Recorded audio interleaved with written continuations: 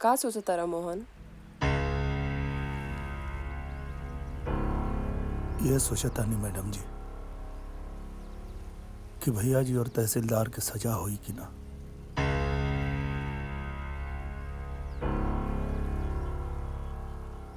समय जरूर लगी, लेकिन ये तस्वीर बदली जरूर। आज ना तो काल किसान के ओकर सम्मान जरूर मिली।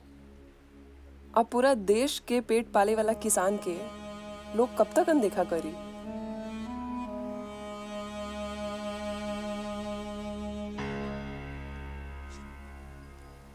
ठीक बा।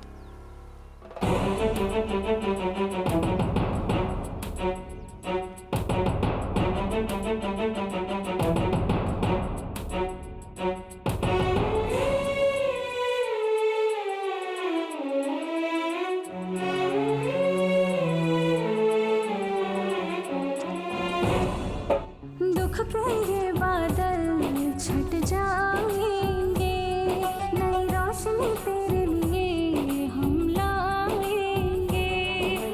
चलते चल तू चलते चल, मुश्किल का भी निकलेगा हल।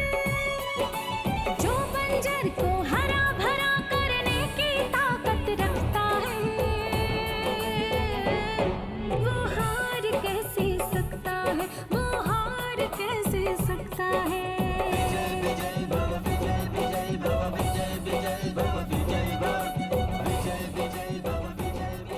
जय हिंद मैम।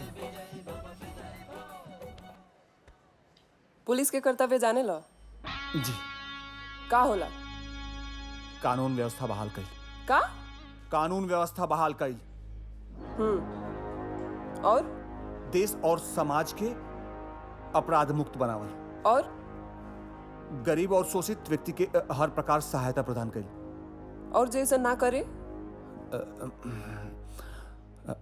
ओकरा के वर्दी पहने का कोनो हक नहीं है।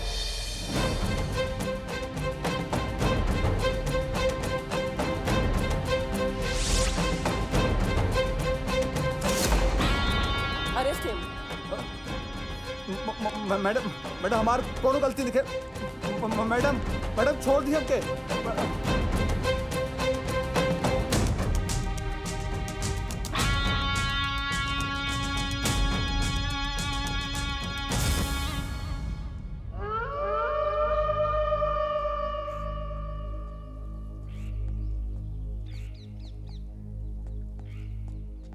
इली भैया जी।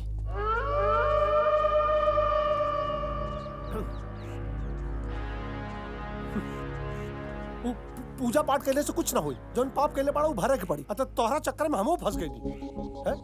एक बात बताई भैया जी, अगर हमार नौकरी गई ना तो जिंदगी भर बैठ के तोहरा से तनख्वाह ले हम। हाँ, अरे कितना बेर समझाऊं कि पैसा खा पैसा खा, लेकिन ना तू आदमी की जिंदगी खाए लगला। ये 2-2 रुपया घूस लेवे वाला आदमी हमरा के नसीहत दी, हमरा बर्दाश्त नहीं खे। हाँ चलो चलो तारा के ऐसा जगह ले चलतनी जहाँ पुलिस का परिंदा भी पर ना मारी। चलो बैठो। दरवाजा खोला।